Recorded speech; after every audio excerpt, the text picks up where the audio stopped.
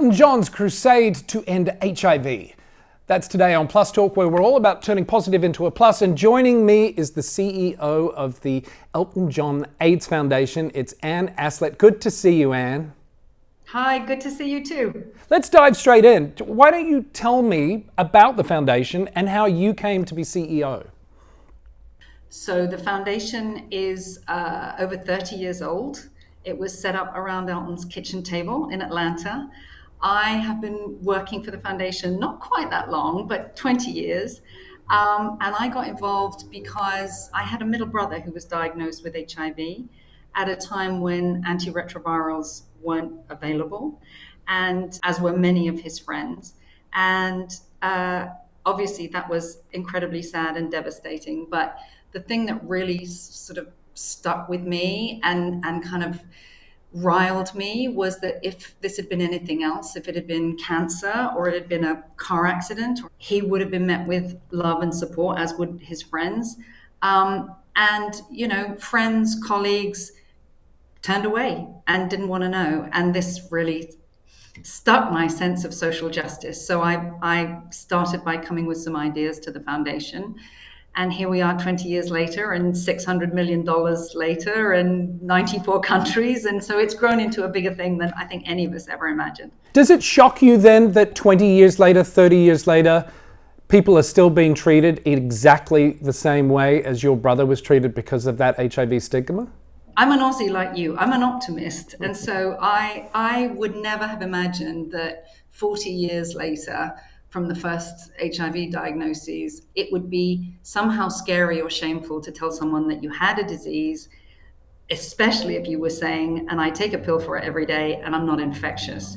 What's frightening about now is that there is a new wave of extreme right, often faith-based movements around the world that are seeking not just to make people feel ashamed, but are actually trying to codify that into laws and policies which exclude them from life-saving treatments and information. So if you turn around to people and say what you do is illegal or damaging or obscene or whatever, how do you then expect those people to come forward for services? And so this is playing out in countries all over the world. And we do a lot of work in the US. We also do a lot of work in Eastern Europe and Central Asia, which not only has a lot of these laws, it also has a war going on. I'm going to get to the Eastern European stuff in a minute, but just touching on health equity for a moment, especially here in the US, it's one of the reasons, just one, that we're not on track to reach those targets by 2030.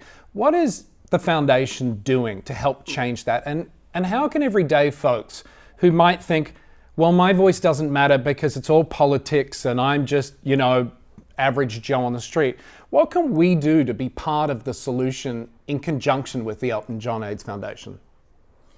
So I think we saw in COVID that actually there are huge health disparities even in very rich countries. And the US, as an example, there was a recent study which showed that of people who are eligible and in need of PrEP, if you're white, that need is 94% met.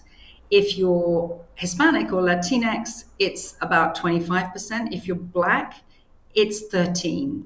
So there's a huge inequity. What we do as a foundation is a combination of funding individual nonprofits who do telehealth and PrEP online. There's a great one, Allies in Hope, in Texas that we were visiting just recently. And this takes away the stigma and the shame because we can deliver services to people's door.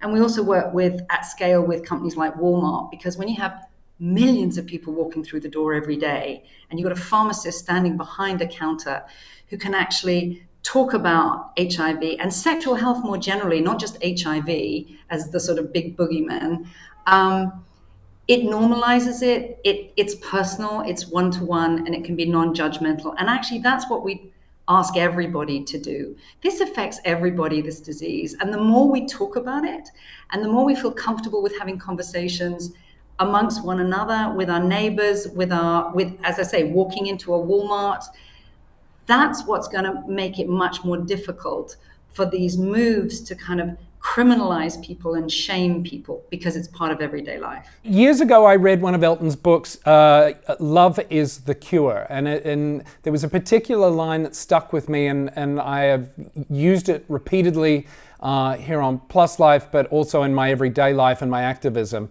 And that was that we have the tools to stop new HIV infections and end AIDS-related deaths right now. Tell me how the foundation is making sure people know about those tools like PrEP and the science behind U equals U to end it.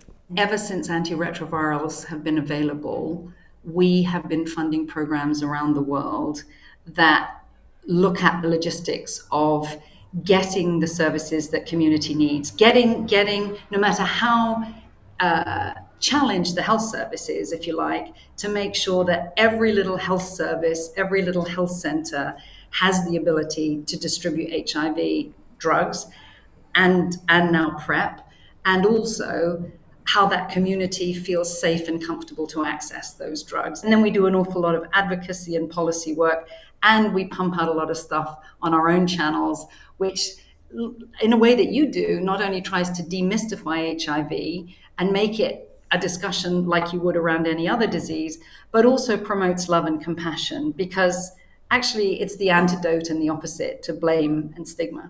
Yeah, absolutely. And we've talked a bit about, the programs that you guys have running around the world. There's one that's caught my eye, in particular in partnership with Gilead in Eastern Europe, called Radian. Can you tell me a bit about what that's about?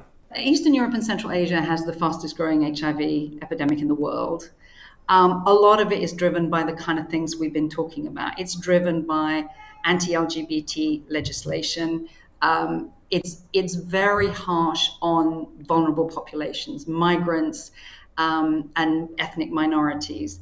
So we're working across the whole region. We provide services for trans population, particularly, who really suffer in this region. And we're using, it's a little bit like what I was talking about before, we're using AIDS centers and the communities, which often are wary of one another. The community's frightened and wary of accessing services, to make them work together, to bring people together so that there's a continual kind of line from when I get my test to when I walk through the door of a clinic. We've reached about 290,000 people in the region. That's amazing. And, as we enter Pride Month, I know you guys have launched something very exciting. Tell me about the Speak Up, Sing Out campaign.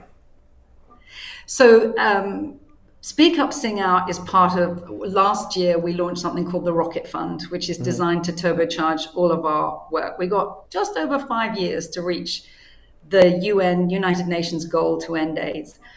And last year we did something called Let Your Inner Elton Out, which was about being your authentic self.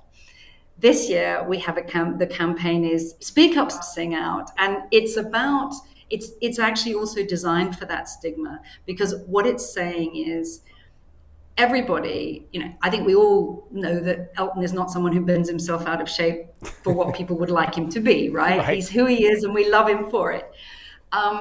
But everybody, including Elton, has people around them who enable them to feel their authentic self, who support them and champion them to be who they really are and to feel comfortable about that.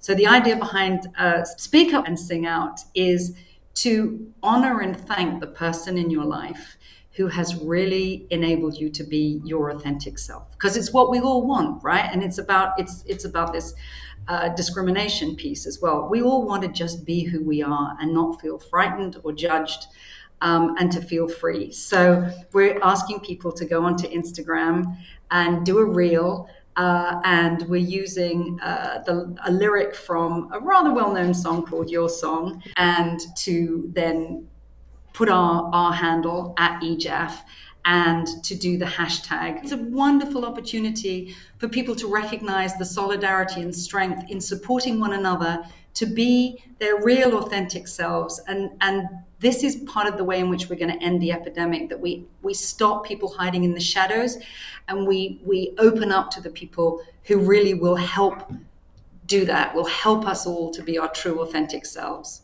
Yeah, and it's so important. Again, we say it all the time here, you know, come and join us in the sunshine of life. Step out of the shadows and get to be who you are authentically and beautifully are. And Aslett, great seeing you. Thank you so much for joining me on today's episode. Pleasure. Thank you. That's going to do it for this episode of Plus Talk. If you want more information, check out the website, pluslifemedia.com. We'll also put up all the information that Anne and I talked about. Check us out on social media. You can like, follow, share. We are at Plus Life Media. Until next time, be kind and nice to one another. We'll see you soon. Bye-bye.